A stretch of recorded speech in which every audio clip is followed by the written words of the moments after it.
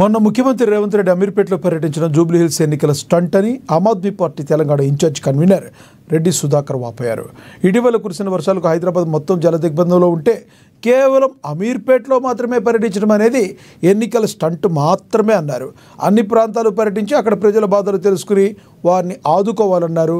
వర్షాల తర్వాత చాలామంది రోగాల బారిన పడుతున్నారని వెంటనే వారికి యుద్ధ ప్రాతిపదికన వైద్య సదుపాయం కల్పించాలన్నారు. జీహెచ్ఎంసీకి కేటాయించిన బడ్జెట్ని ఇచ్చి ఉంటే హైదరాబాద్ పరిస్థితి ఇలా ఉండేది కాదన్నారు. వెంటనే మేయర్ గద్వాల విజయలక్ష్మి రాజీనామా చేయాలని ఆయన డిమాండ్ చేశారు.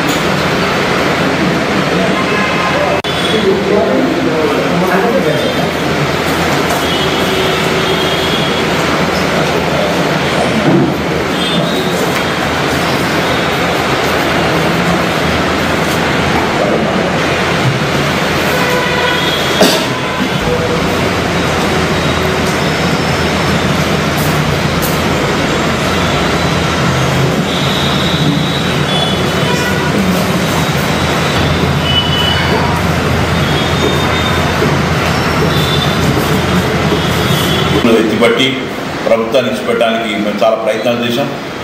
ఆఖరికి సెక్రటరీ వరకు కూడా వెళ్ళి మెమోరాండం సమర్పించడానికి చేస్తే అరెస్ట్ కూడా చేశాం. ఆ కార్యక్రమాలు చేపడుతూనే ఈ వర్షాకాలంలో వర్షాలు హైదరాబాద్ని ముంచెత్తున్నాయి. విశ్వనగరం అని చెప్పుకునే విశ్వనగరాన్ని విషాద నగరం కింద మారిపోయి ఎక్కడ చూసినా నీళ్ళు. ఒక 10 సెంటీమీటర్లు వానబడితేనే నగరం వెనీస్లా తయారైపోతుంది. కార్లన్నీ పడవల్లాగా తయారై కొట్టుకుపోయే పరిస్థితులు. మోటార్ సైకిల్ కొట్టుకుపోతున్నాయి, మనుషులు కొట్టుకుపోతున్నారు. ఇంతవరకు నగరంలో ఈ మధ్యకాలంలో ఈ వర్షాకాలంలో నాలాల్లో కొట్టుకుపోయిన సంఘటన అయితే నాకు కనబడలేదు. కానీ గత కొన్ని సంవత్సరాల్లో చాలామంది చనిపోయారు నాలాల్లో కొట్టుకుపోయి. అంబర్పేటలో సరస్వతి కావచ్చు, సరూర్నగర్లో నవీన్ కుమార్ కావచ్చు, అటు సికింద్రాబాద్లో మౌనికా నెమ్మ కావచ్చు, హిమాయత్ నగర్లో మహేష్ అని అతను కావచ్చు, ఇంకా చాలా చోట్ల ఇలా ఎంతోమంది నాలాల్లో కొట్టుకుపోయారు. మరి అటువంటి ప్రమాదం అది ఇంత జరగలేదు. కానీ కార్లు మాత్రం కొట్టుకుపోతున్నాయి, మోటార్ సైకిళ్ళు, ఇళ్లలోకి నీళ్ళు వచ్చి ఇళ్లలో అన్నీ నష్టపోతున్నాయి. నేను అడుగుతున్నాను, ఇంత జరుగుతుంటే హైదరాబాద్ నగర మేయర్ ఎక్కడ?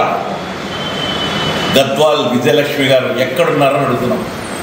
కనీసం వచ్చి పలకరించిందైతే నాకు కనబడలేదు. మొన్న బంజారా హిల్స్లో రోడ్డు కుంగిపోతే మేము వెళ్ళాం. ఒక ట్రక్ పడిపోయింది పెద్ద రోడ్డు మీద. అక్కడికి వెళ్తే అక్కడ వాసులు చెప్తున్నారు 2 రోజులైంది ఇక్కడ పడి. కనీసం ఆమె కాన్స్టిట్యున్సీ అది. ఎందుకు చెప్తున్నానంటే ఆమె కాన్స్టిట్యున్సీ, అక్కడి నుంచి ఆమె కార్పొరేషన్ గెలిచింది. కనీసం వచ్చి చూసిన దాఖలా లేదు. ఆ ఇళ్లలోకి వెళ్ళాల్సిన నీళ్లు దాదాపు